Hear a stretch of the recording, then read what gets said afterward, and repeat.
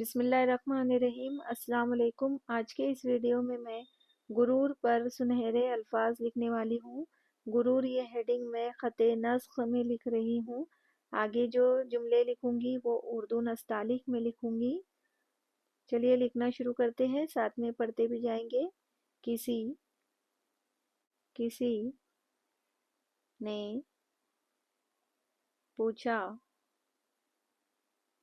पूछा किसी ने पूछा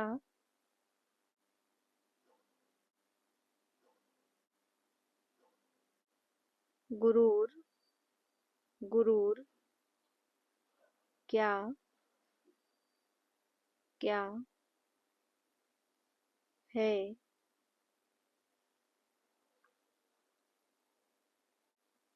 जवाब मिला जवाब मिला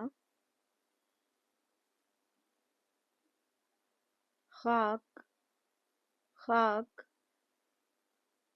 से से बने बने इंसान इंसान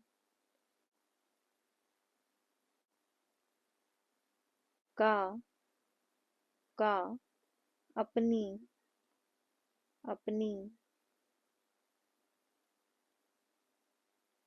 औकात औकात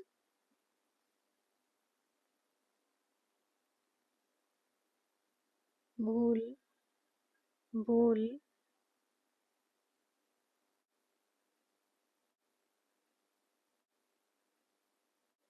जाना। शुक्रिया। अल्लाह हाफिज।